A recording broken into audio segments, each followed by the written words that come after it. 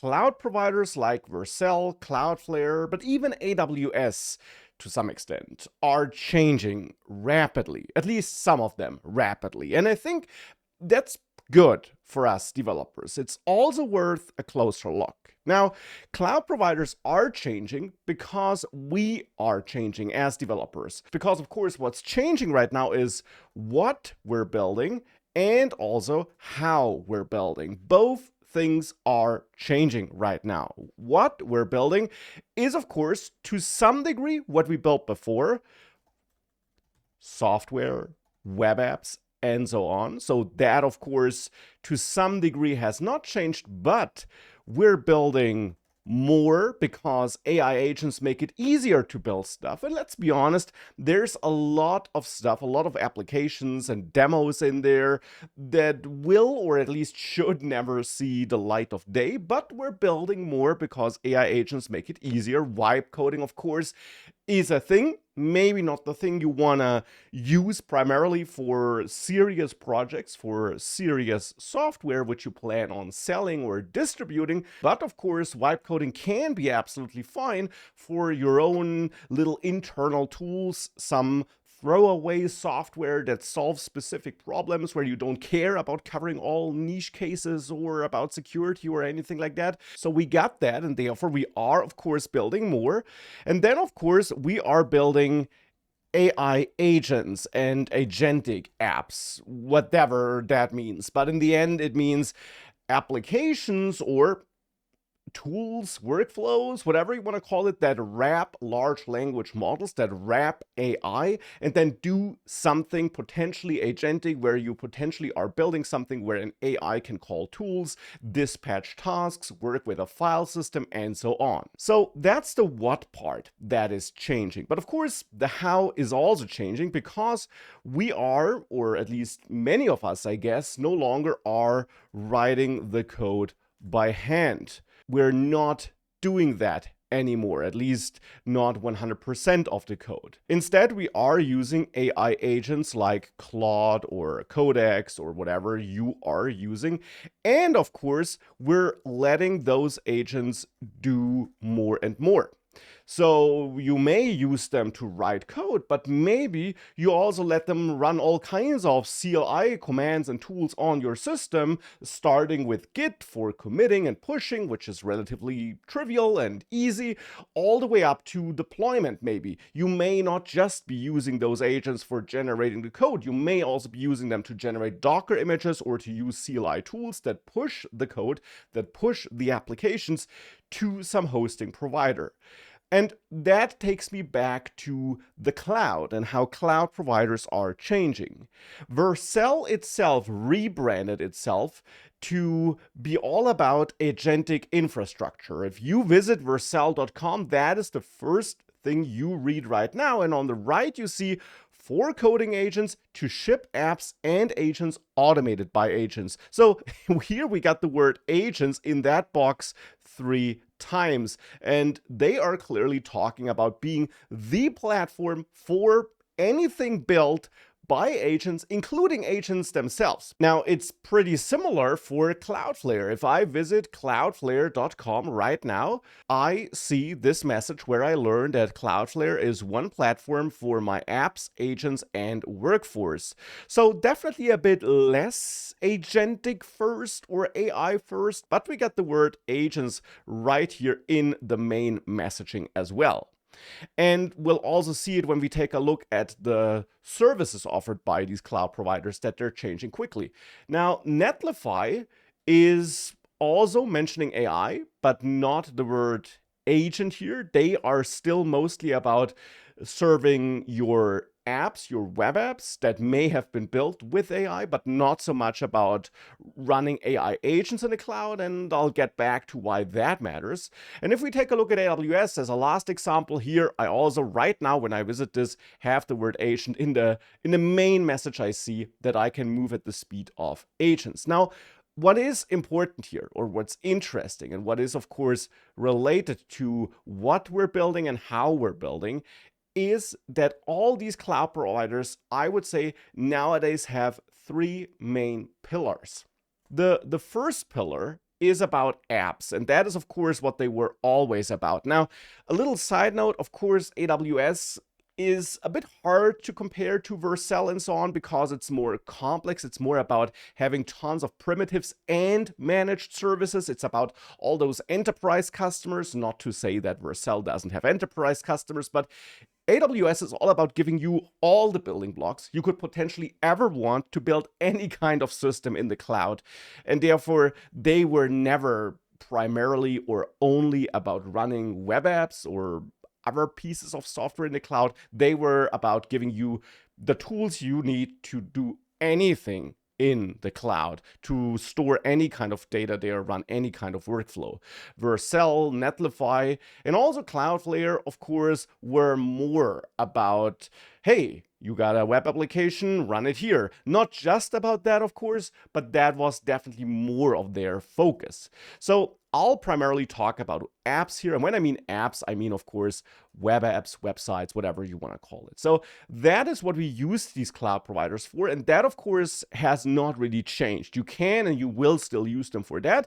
And it doesn't really matter how you build those apps, right? If you use Claude Code or Codex, the thing that maybe is a bit easier now and where I actually like AI a lot is that deployment gets easier because you can point Claude Code or whatever at the relevant documentation pages. You can install the CLIs, you can install the Vercel CLI, the Cloudflare Wrangler tool, and so on. And if you got that installed, if you give the agent some hints at where to search for deployment details and instructions, it can do the deployment for you, or at least it can prepare it for you. It can write configuration files. That all gets a bit simpler because, let's be honest, deployment can be a bit of a pain if it gets a bit more complex, and AI can definitely help a bit there. Now, just as with vibe coding, obviously, you still want to understand what's going on. At least I want to understand what's going on, but it can help there. So that pillar, of course, still exists.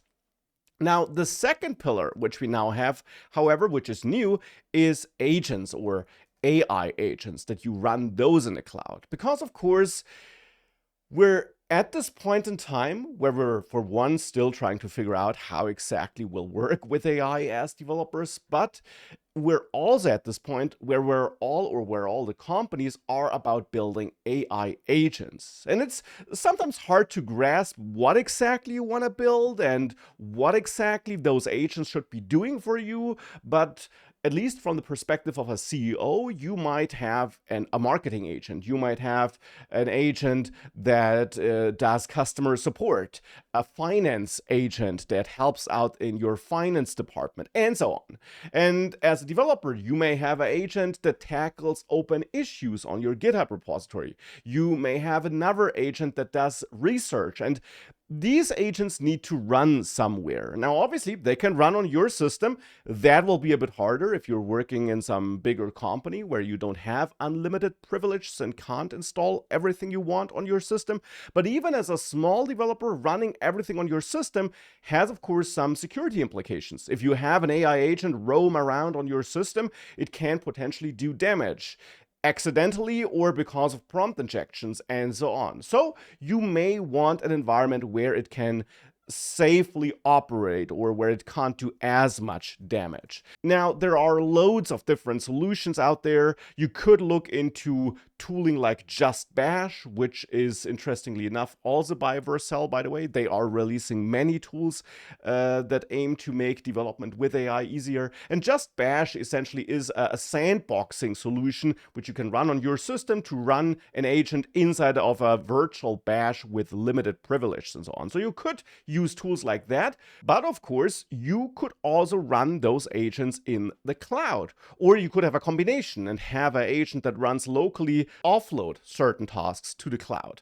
So the Cloudflare Sandbox SDK, for example, aims to simplify the process of running tasks, agentic tasks, with an AI agent doing its thing in the cloud, where you can then potentially expose R2, Cloudflare R2, which is their S3 equivalent, as a file system and so on, so that you have a throwaway environment where an agent can do whatever it want to do. If it breaks stuff, it doesn't matter because you can just restart the sandbox and you don't expose your entire system.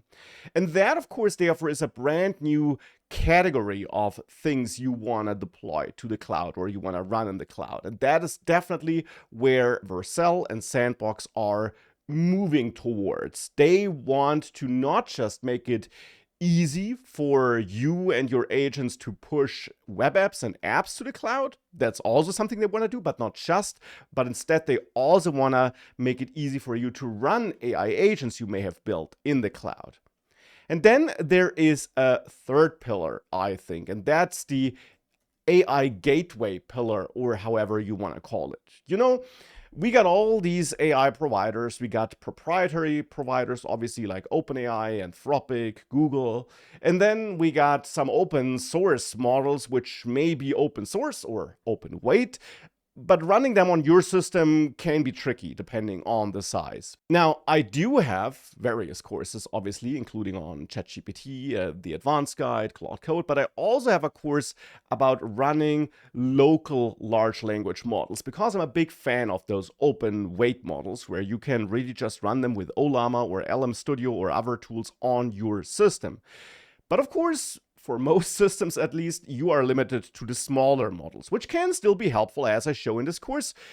But if we're talking about bigger models, you will still likely want some provider that hosts them for you so that you can access them through the cloud. And no matter if we're talking about those open models, which you can't or don't want to run on your system, or if we're talking about many of the proprietary models, these providers like Cloudflare, but also Vercel and also AWS, they offer services that could be called AI Gateway in the case of Cloudflare, or for AWS, it's Amazon Bedrock.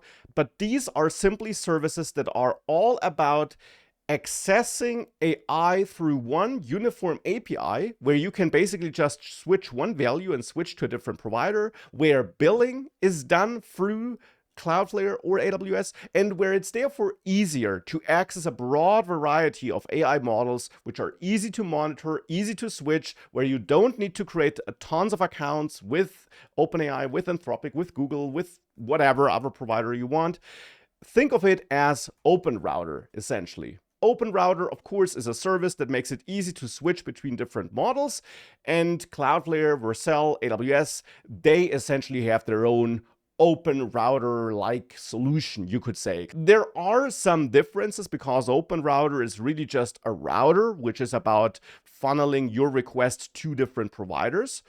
Whereas Cloudflare and AWS, for example, they also provide hosting for these models. So with Amazon Bedrock, for example, you can access Anthropic models that are hosted on AWS infrastructure, where as a customer, you can control in which region it should be hosted, where you have greater control over where your data gets stored or who gets access to your data. And that, of course, can matter to enterprise customers. So it's actually a combination of things here. It's convenience, obviously, because it's easier to switch between different models.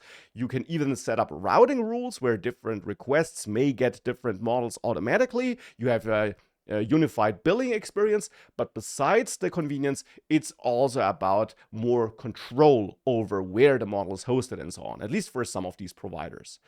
And I think, therefore, these are the main pillars we see right now for these major cloud providers. And I find it quite interesting that, for example, Netlify is still mostly about that first pillar here. It's their decision, their strategy, whereas Cloudflare and Vercel and AWS and many others, by the way, are of course branching out and are trying to cover all three pillars.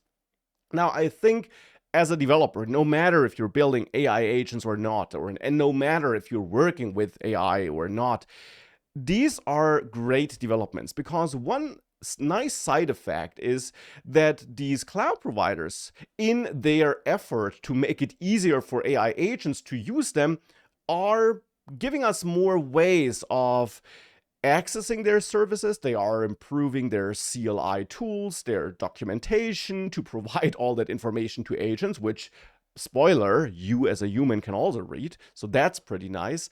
And they're building more useful primitives. I mean, Cloudflare alone, and just to be super clear, this is not some paid advertisement or anything like that. These are really just services I'm using. But Cloudflare alone, they released so many new nice services like dynamic workers, where one worker, which is like a serverless solution provided by them where you can execute code in the cloud, where one worker can spin up more workers to offload certain tasks. No matter if you're building AI agents or not, this can be a useful feature. If you're building any kind of service or tooling where your customers can maybe share some data or code with you, or where you want to execute some code that involves customer data or customer code, it's nice to have primitives where you can securely do so in throwaway environments. And therefore, these new capabilities are pretty nice to have, even if you don't care about AI at all, even if you're not building AI agents.